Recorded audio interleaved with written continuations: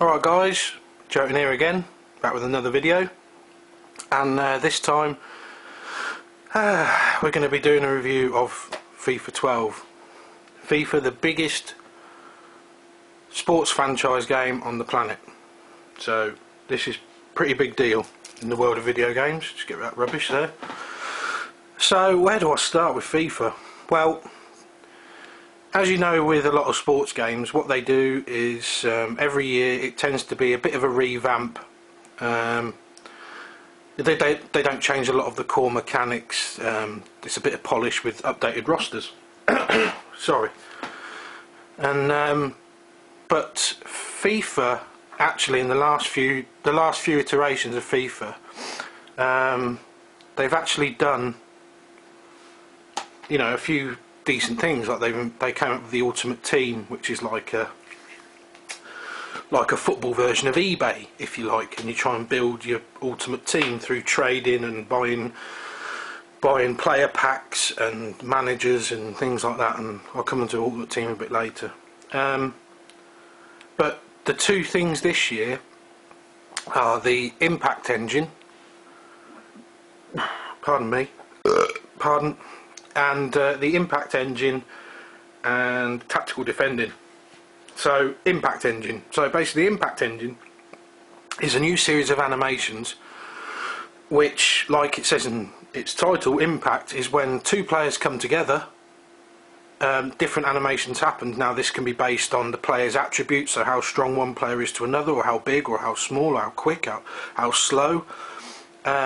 And it's trying to bring a bit more realism into it, and a lot of the time it does work. There are occasions, however, where just random things will happen off the ball, and you know, you just watch out for just AI players just going into each other, but they go down like they've been shot, kind of like what the people do in real football, where they do the, you know, the simulated dive thing, the simulated foul thing.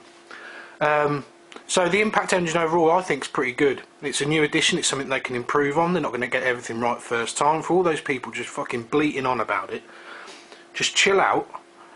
They're bringing something new. Appreciate what it's doing for you. If you don't like it this time round, what other options have you got? You either play it or you don't play it. So if the Impact Engine, if a series of animations is really that much of a big deal, you know, there's the odd time. If you know that sometimes it's gonna fail, then just take it. I mean, I can. I think it's a really good addition. So anyway, next is Tactical Defending. So Tactical Defending is a new series of moves that they're doing for the defensive side of things, obviously.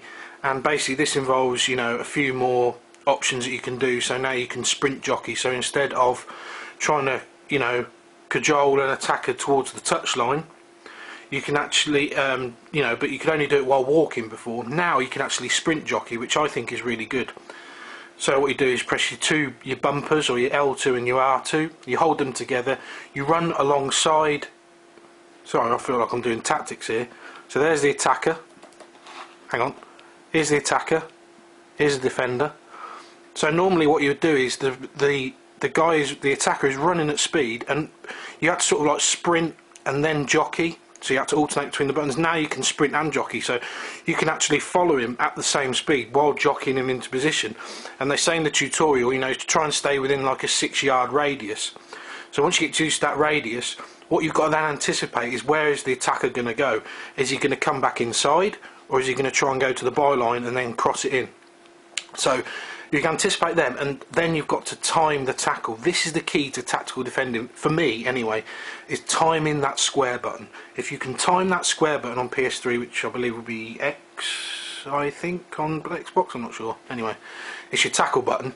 So you've got to time that. You've got to time that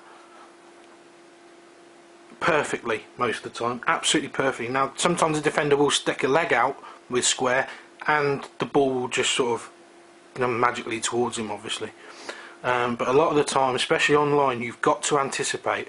And also online, anticipate the 1-2s. A lot of people online I've found are playing 1-2s, and a lot of people are playing with bloody Real Madrid.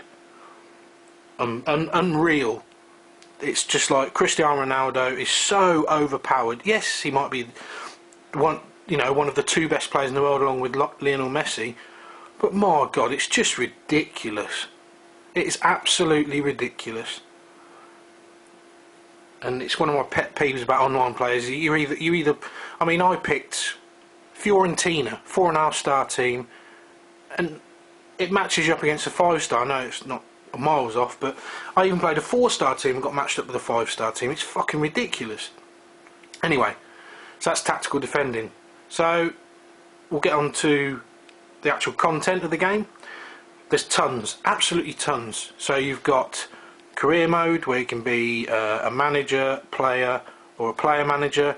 You can bring your virtual pro into that. So your virtual pro is like the RPG element to it, where you're building up a player's attributes through playing matches and, you know, working with a team, and then you unlock new boots, new appearances, new kits, new celebrations. There's all the online modes. There's head-to-head seasons, which is like playing a mini league where you get promotion and relegation online, but just playing one-on-one.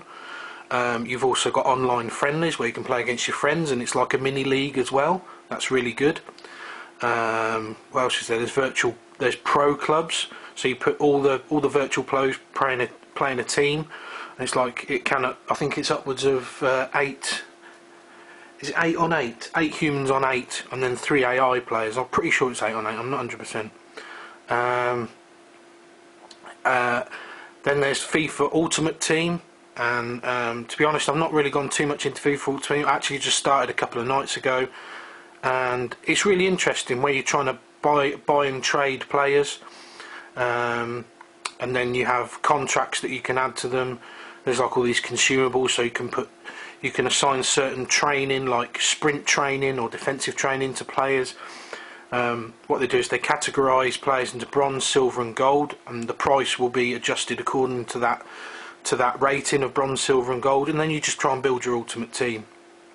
And ultimately there's like a chemistry bar on the right hand side of the screen, and it's like a level bar, and I think it's like 0 to 100 of chemistry.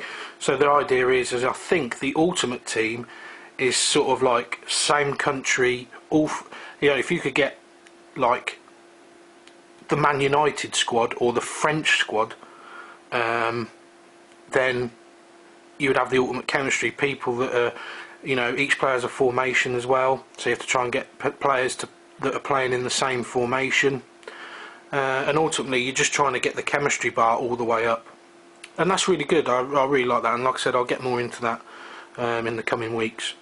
So what do I think overall? Yeah, I think graphics are fine. The animations are really good for, you know, the graphics.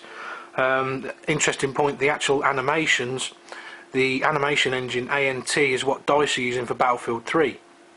So that just shows you, you know, the kind of level that FIFA's operating on now. Oh, coffee's getting cold. Oh, fucking hell. Gameplay, second to none. It's the best football game out there. Pro Evolution used to be the best in about 2005, 2006, but now this is the daddy. Apparently Pro Evo, I think it was official PlayStation magazine in the UK, gave FIFA a 9 and PES a 9, but they did say that PES isn't better than FIFA. So you've got the same score, but this is better. So, and it's got more content. And sort of like gameplay wise and longevity wise, you cannot beat this. I mean, it is just, the amount of content is absolutely ridiculous, and I would highly recommend that if you like football at all, get this game. Just get it. So, an overall rating. So I'm going to give FIFA 12 on the PlayStation 3, I'm going to give it a 9.5 out of 10. It's absolutely brilliant. What stops it being a 0.5? Actually reverse that. I'm going to give it a 9. The servers are that bad, the EA servers are that bad, you're going to get a whole point taken off. So I'm going to say 9. I'm going to say a 9 out of 10, just for the servers and the lag sometimes. But other than that, absolutely fantastic football game. Alright guys, this has been my review of FIFA 12. Look for more reviews in the future of Rage and Deus Ex, and I'll catch you on the next one, guys. Alright, see you later. Jotun out.